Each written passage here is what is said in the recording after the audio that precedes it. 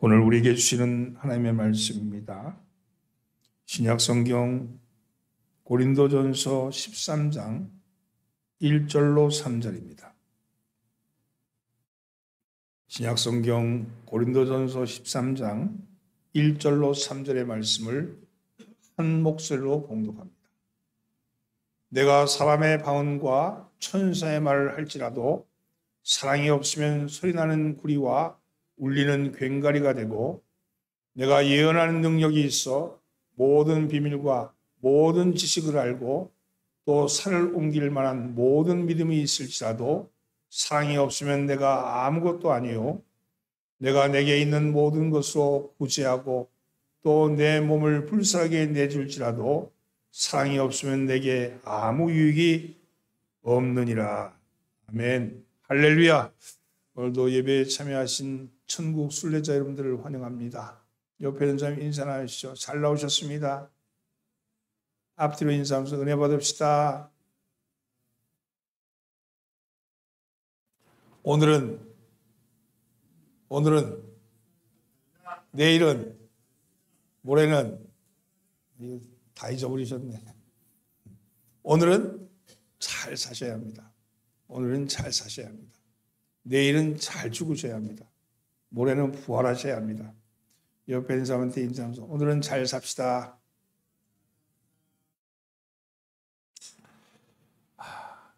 교회 생활을 하다 보면 성도 간의 관계가 불편해서 신앙생활에 장애가 생기는 경우가 있죠.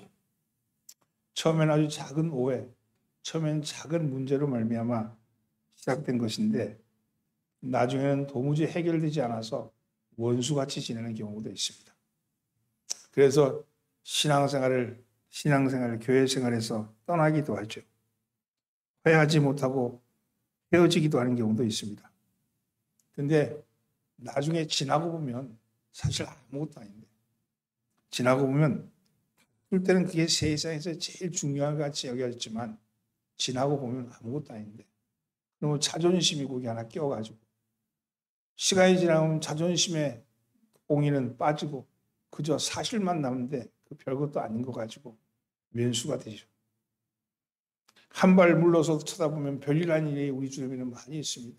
지금은 제일 소중한 것 같고, 지금은 그것이 없으면 안 될 것 같고, 지금은 그 문제, 그게 내 전체인 같이 보이지만 사실 지나고 나면 잊어버리는 거예요.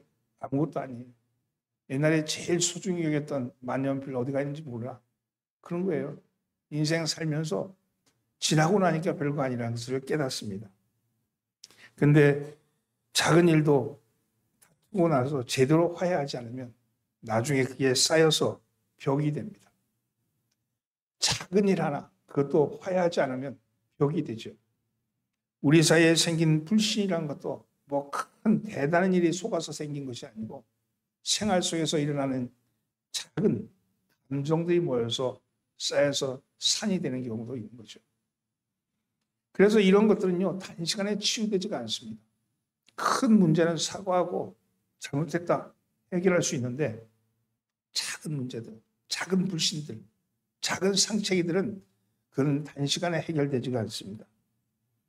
요즘은 심리학에서 상담을 통해서 해결하려고 들지만 그러나 그것도 쉽지 않다는 겁니다. 치유할 수 있는 것, 이것을 치유할 수 있는 것은요, 오직 복음밖에 없습니다. 치유할 수 있는 분은 성령님밖에 없습니다. 이것을 치유하는 방법은 기도밖에 없는 거예요. 여러분, 어떤 남편은 부부 동반 모임에 나가면 다른 부인들에게는 아주 부드럽게, 아주 친절하게, 그리고 아주 넉넉하게 대해주는데 집에 오면 폭군이래. 여러분, 그래서 손 하나 까딱하지 않는 겁니다. 사람들이 이 남편의 바깥 생활을 보면서 부인에게 말하기를, 넌 참 좋은 남편만 좋겠다. 너는 어떻게 이렇게 복이 있냐? 이렇게 말하면 말할수록 그 부인의 속가슴은 썩어 들어가는 거죠. 그리고 그게 스트레스가 쌓여서 자기가 제일 불행한 사람 같이 여겨지는 겁니다. 여러분, 사형석 되면요, 그 사람을 평가하려면 부인에게 물어보면 제일 잘한다는 그런 말이 있어요. 여러분, 가장 가까운 사람에게 좋은 평가를 받는 사람이 훌륭한 사람입니다. 하나님께 인정받는 사람은요, 교인들 속에도 인정받는 사람입니다. 교인들 속에 인정받는 사람이 하나님께도 인정받는 사람입니다. 여러분, 그렇다면 어떻게 인정받을 수 있을까? 어떻게 서로 인정받을 수 있을까? 어떻게 좋은 사람이 될 수 있을까요? 답은 하나입니다. 사랑해야 합니다. 사랑해야 합니다. 인정받고 싶으면 사랑해야 하고요. 인정받으면 사랑합니다. 사랑이죠. 오늘 보면 고린도전서 13장은 흔히들 사랑장이라고 말하는 그런 말씀의 장이죠. 1절에서 3절까지 말씀을 함께 봉독합니다. 내가 사람의 방언과 천사의 말을 할지라도 사랑이 없으면 소리나는 구리와 울리는 괭가리가 되고, 내가 예언한 능력이 있어 모든 비밀과 모든 지식을 알고 또 산을 옮길 만한 모든 믿음이 있을지라도 사랑이 없으면 내가 아무것도 아니요, 내가 내게 있는 모든 것으로 구제하고 또 내 몸을 불살하게 내줄지라도 사랑이 없으면 내게 아무 유익이 없느니라. 1절에서 3절까지 공통으로 들어가는 말씀이 있죠. 사랑이 없으면 이러저러 하다고 시작하는 이유는 꼭 사랑해야 한다는 거죠. 꼭 사랑해야 한다. 오늘 사랑이 없는 사람들, 사랑이 없는 가운데 살아가는 수많은 사람들 가운데 어떻게 사랑이 해야 할 것인가? 이게 우리의 고민 아니겠습니까? 여러분, 그리스도인에게 사랑이 없다면 어떻게 되는가? 사랑이 없는 사람은 어떻게 되는가? 첫째는요, 은사가 소용없습니다. 은사가 소용없습니다. 1절 말씀 함께 봉독합니다.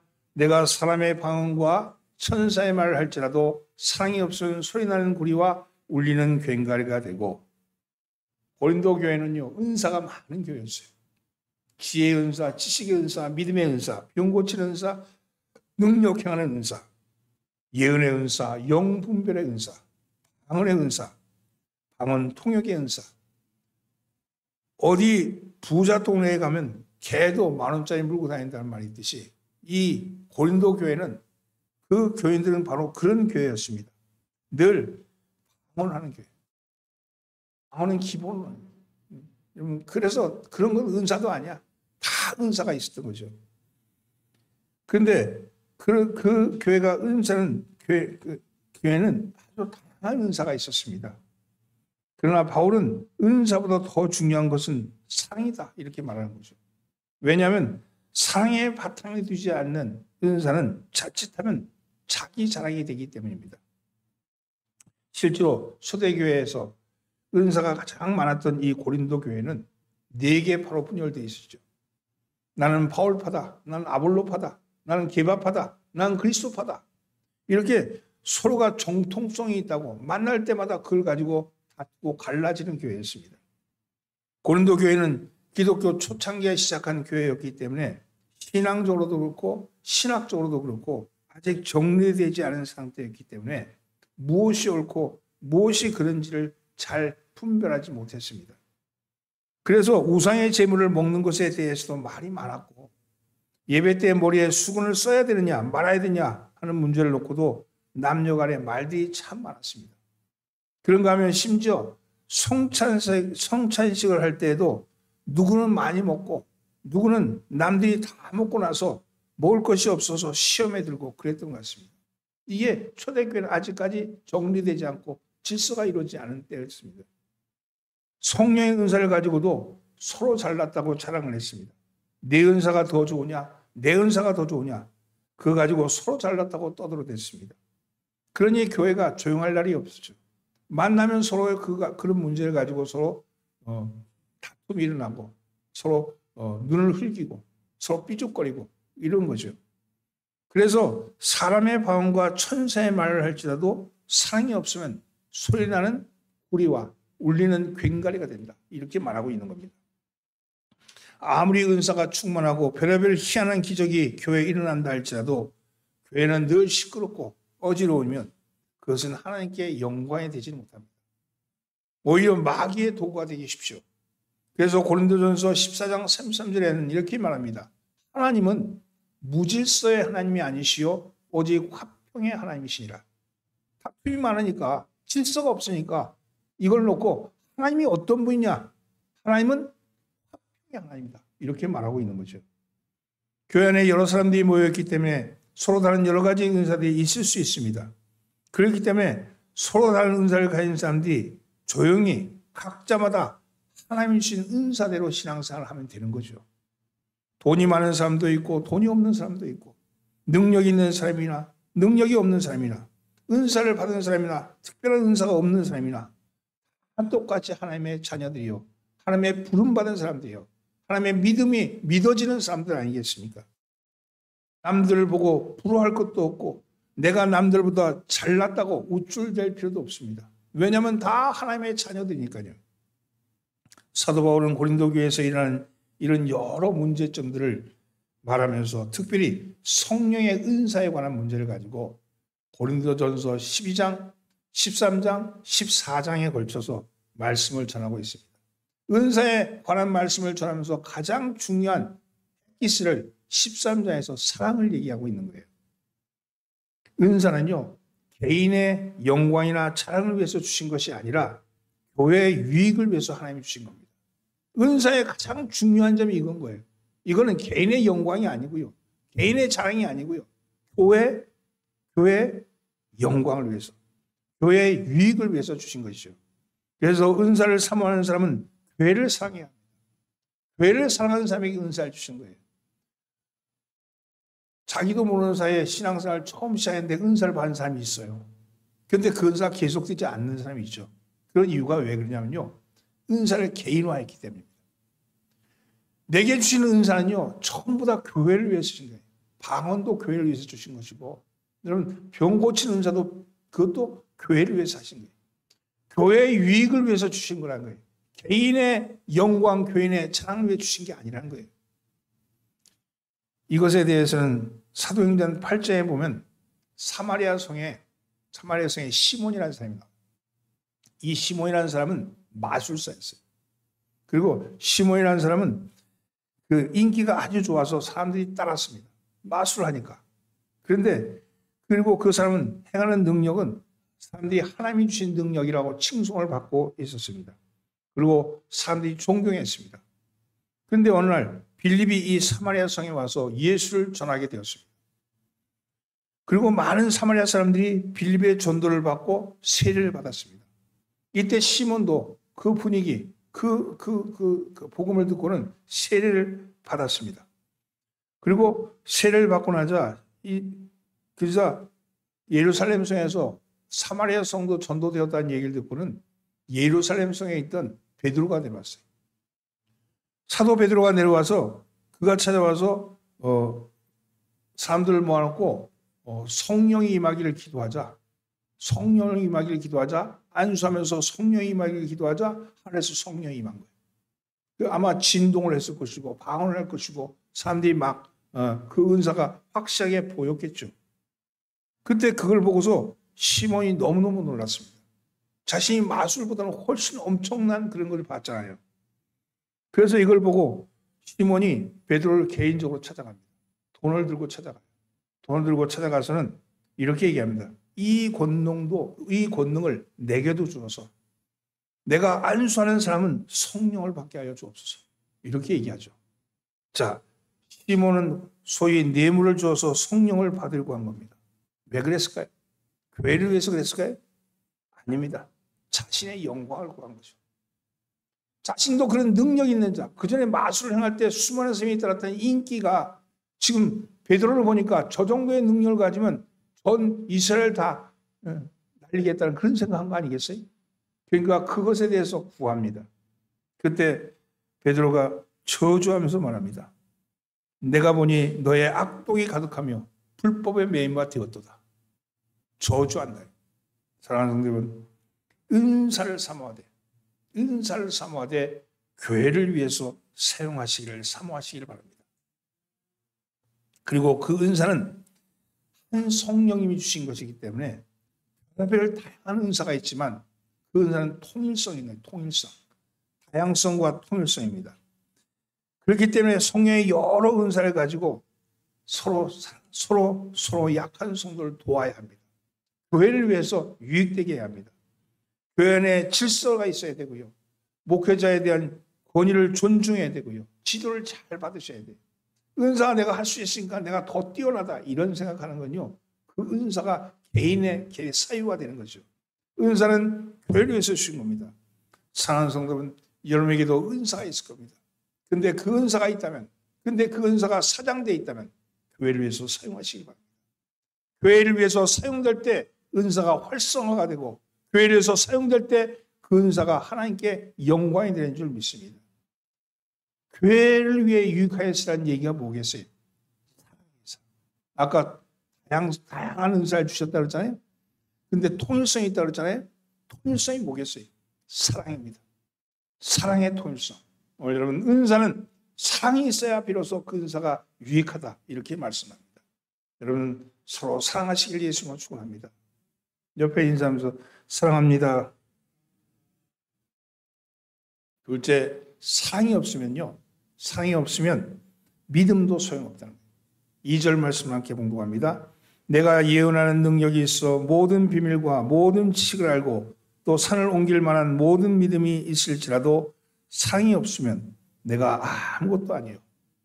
어느 노 집사님 부부가 계셨습니다. 새벽마다 새벽기도 나서 정성을 다해서 1,000번째 헌금을 드리는 것이었어요. 기도 제목도 없이 그냥 1,000번째 헌금 이렇게 하면서 매일 새벽기도에 나와서 강대상에다가 봉투를 올리는 거예요. 1,000번째 헌금을. 그런데 담임 목사님이 매일같이 이렇게 새벽상에 강대상에 올라오니까 그런 제목도 없으니까 기도 제목도 없으니까 노부부를 불러서 물었습니다. 무슨 일로 1,000번째를 드리십니까? 무슨 일로 드립니까? 쭈삣쭈삣 말을 못하던 노부부가 목사님이 하도 자꾸 물어대니까 이렇게 대답을 했습니다. 말하기가 좀 그렇지만 이번에 들어온 며느리가 너무 싸놨고 냉랭해서 그 마음을 변화시켜달라고 하나님께 기도를 드리고 있습니다. 그걸 굳이 제목에 쓸 수가 없어서 그냥 하나님은 아시겠지 생각하고 올렸습니다. 그렇게 얘기했어요. 그저 목사님이 노부부에게 1,000번째 감성금 봉투를 다시 내밀면서 이렇게 얘기합니다. 집사님, 이 헌금은 이미 하나님이 받으셨습니다. 받으셨으니까 이 헌금으로 매일 며느리에게 1,000번째 드리는 심정으로 좋은 거 사주세요. 며느리가 1,000번째 받는 하나님이다 이렇게 생각하고 잘 대해주세요. 그러면 집사님의 기도가 꼭 이루어질 겁니다. 이렇게 말했답니다. 그래서 정말 그 두 집사님은 며느리가 어떻게 하든지 하나님께 번제 드리듯이 그렇게 며느리를 대했습니다. 그로부터 3개월이 안 돼서 다시 목사님을 찾은 두 노부부가 목사님께 감사헌금을 드리면서 목사님, 며느리가 완전히 변했어요. 정말 딸 같아졌어요. 이렇게 얘기하는 거죠. 사랑하는 성도 여러분, 1,000번째 하나님께 드려서 하나님께 응답을 기다리는 것보다 며느리 100번 사랑해 준 게 더 빠른 응답인 줄 믿습니다. 그렇죠. 1,000번째 드리고 앉아서 며느리 저거 어떻게 바뀌냐 쳐다보면서 삐죽대고 앉아서 쳐다보면 며느리 바뀌겠어요? 하나님같이 대해주고 정말 잘 대해주면 아무리 냉랭한 며느리도 바뀌지 않겠습니까? 그게 그렇죠. 사랑은 그래서 믿음보다 크다는 거예요. 사랑은 믿음보다 크다는 거예요. 믿음이 개인적인 것이라면 사랑은 상대적인 겁니다. 믿음이 자기 확신에 근거한 거라면 사랑은 다른 사람을 통해서 확인되는 거예요. 무인도도 믿음은 혼자서 살 수 있지만 믿음은 무인도에서도 혼자 살 수 있지만 사랑은 혼자 할 수는 없는 거예요. 사랑은 늘 상대적인 거예요. 그래서 사랑이 크다고 말씀하는 거예요. 저 사람이 냉랭하다 할지라도 내가 사랑을 많이 하면 그 사랑이 돌아온다는 거 아닙니까? 여러분 그렇습니다. 그래서 예언한 능력이 있고 이 세상의 모든 비밀과 모든 지식을 안다고 할지라도 그것은 개인적인 거예요. 궁극적으로 보면 자기 만족에 그치는 거죠. 산을 옮길 만한 믿음이 있다 할지라도 사랑이 없으면 아무것도 아니라는 겁니다. 오늘 본문 말씀을 자세히 살펴보십시오. 모든 비밀, 모든 지식, 모든 믿음, 모든이 들어가잖아요. 모든이. 그러나 거기에 사랑이 빠지면 악마적인 것이 된다는 겁니다. 세상이 능력이 없어서, 세상이 지식이 없어서, 교회가 믿음이 없어서 이렇게 악해져는 겁니까? 바로 사랑이 없어서 그런 거죠. 왜냐하면 사랑이 바로 열쇠이기 때문입니다. 사랑엔 성령의 은사나 지식이나 믿음보다 절대적인 가치를 두는 것은 바로 이 사랑이 하나님이 주신 성령의 은사를 담은 보물함을 여는 열쇠이기 때문에 그렇습니다. 아까 다양한 은사, 다양한 일들이 있지만 각자에 다르지만 가장 중요한 통일성이 뭐냐? 성령이 주신 사랑이라는 거예요.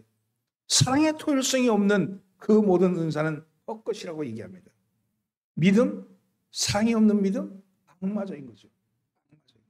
그건 자기 확신이잖아요. 자기 신념이잖아요. 그걸 믿음이라고 말하지 않아요. 여러분, 사랑이 있을 때, 누구에 대한 사랑, 하나님과 이웃에 대한 사랑이 깔려 있을 때, 그때 비로소 그것이 진정한 사랑이죠. 여러분, 하나님 나라는 일상의 깊이 가운데 살아가는 거예요. 하나님 나라는 일상의 깊이 가운데 있는데 일상의 깊이에 뭐가 있냐? 사랑이 있다는 거예요. 사랑. 내가 누구를 만나든 내가 누구와 함께든 사랑이 있어야 한다고 합니다. 여러분, 사랑하시는 여러분 되길 예수님으로 축원합니다. 옆에 인사하면서 사랑합시다. 끝으로 사랑이 없으면 헌신도 소용이 없다고 합니다. 3절 말씀 함께 공부합니다. 내가 내게 있는 모든 것으로 구제하고 또 내 몸을 불살하게 내줄지라도 사랑이 없으면 내게 유익이 없느니라. 사람은 봉사하고 헌신한 일, 선행을 베푼 일을 제일로 칩니다. 그러나 그것도 사랑이 없으면 의무감이나 경멸한 마음이나 우월감을 가지고 한다면 도리어 상처를 주게 돼 있죠. 내가 있어서 너에게 준다가 아니고요. 나눈다는 거예요. 나누는. 내게 준다가 아니고 나누는 거죠. 나누는 거. 이 모든 것은 하나님이 주신 거 아니에요? 하나님이 주신 거잖아요. 그걸 나누는 거죠. 여러분, 그렇게 나누지 않으면 오히려 그것이 자기 자랑이 되고 사탄이 쳐놓은 교만의 덫에 걸리고 맙니다.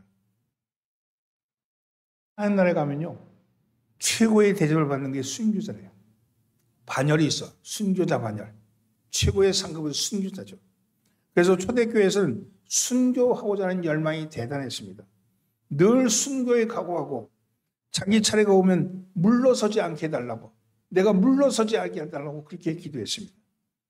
그런데 산채로 불구덩이에 던져지고 굶주린 짐승의 밥이 되는 그 순간, 그 순교는 가장 잔혹한 일이지만 그것조차도 사랑이 없으면 무의미한 죽음이 되고 만다는 거죠. 헛된 죽음이 된다는 거예요. 이것은 무엇을 말합니까? 항상 내 행동에서 왜 지금 내가 이 일을 하고 있는가를 물어요. 내가 왜 이 일을 하고 있는가? 이걸 물어야 합니다. 내가 무엇 때문에 이 일을 하고 있는가? 내 영광인가? 내 자랑인가? 하나님 영광인가? 하나님의 자랑인가를 물어야 합니다.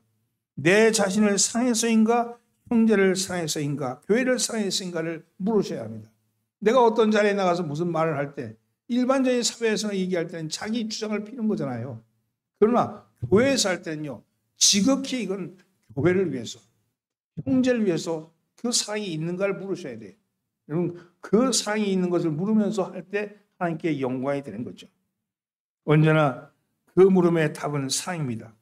사랑보다 더 나은 것은 없다는 겁니다. 사랑의 가장 큰 적이 뭐냐? 그것은 이기심입니다. 이기심.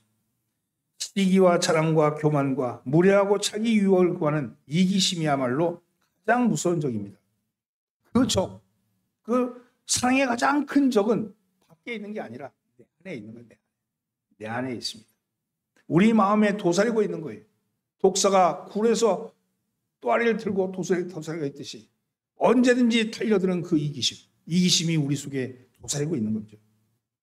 따라서 사랑은 모든 것을 내려놓고 희생하라는 일방적인 요구가 아닙니다. 오히려 사랑은 자기 유익, 자기만의 이익을 추구하지 말라는 겁니다. 딱 깨놓고 말했어. 한마디로 말했어. 손해보라는 거예요. 손해보라는 거예요. 사랑하는 성도님, 이렇게 사는 게 쉽습니까? 손해보는 거 쉽지 않아요. 어렵습니다. 저도 지키지 못해요. 그래서 구해야 합니다. 내 힘으로 할 수 없으니까 구해야 합니다. 사랑하게 해달라고. 내 힘으로 도저히 할 수 없으니 주님의 도움이 필요합니다. 사랑이다. 순교하면 최고의 반열에 올라가는 거 알죠? 그러나 막상 로마 병정이 와서 너 예수 믿냐? 이렇게 물을 때 예, 예수 믿습니다. 이게 말하기 쉽지 않아요. 그렇잖아요? 내가 베드로 그렇잖아요. 베드로가 마지막 순간에 너 갈릴리 사람 아니냐? 저주하면서 부인했잖아요. 우리도 똑같아. 그래서 초대교회 성도들은 순교의 순간이 왔을 때 주님 내가 그것을 피하지 않게 해달라고 기도했습니다. 마찬가지예요. 우리가 사랑하게 해달라고 기도하셔야 합니다. 내가 사랑하게 해달라고 기도하셔야 합니다. 내 힘으로 도무지 할 수 없으니 주님 도움이 필요합니다. 구하셔야 합니다. 왜냐하면 하나님은 사랑이시기 때문입니다. 구하는 자에게 와서 함께 하신다고 말씀합니다. 그리고 그러고 나면 내가 사랑한 것이 아니고 하나님이 나를 통해서 일하신 것임을 깨닫게 되는 거죠. 이것이 사랑의 신비입니다. 사랑은 내가 하는 게 아니고 하나님이 하시는 거예요. 나를 통해서 하나님이 하시는 신비인 겁니다.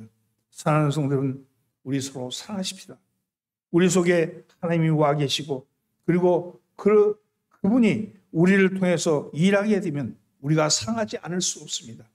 오늘 그동안 우리 가슴 속에 나무의 옹이처럼 처박혀 있던 지역적 편견이나 정치적 견해나 다툼이나 해묵은 감정이나 그 어떤 것도 결코 하나님의 사랑에서 방해받을 수 없습니다. 사랑은 은사보다, 사랑은 믿음보다, 사랑은 헌신보다 더 큰 것이며 사랑이 없으면 그 모든 것은 오히려 사탄의 도구로 전락할 뿐입니다. 오늘 사랑하는 성도는 사랑하십시다.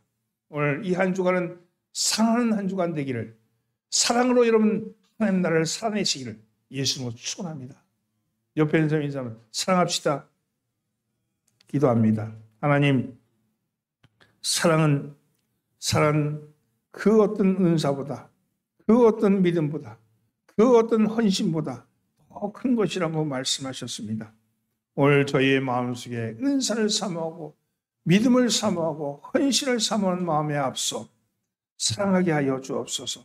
사랑의 마음이 우리 가운데 임하게 하여 주옵시고 우리가 어떠한 순간 어떠한 때를 맞이할지라도 무의식적으로 이기심이 올라올 때라도 주님 사랑으로 덮어 주시옵소서. 그래서 하나님의 일하시는 도구가 될 수 있게끔 은혜 베풀어 주시옵소서. 예수님의 이름으로 기도드리옵나이다. 아멘.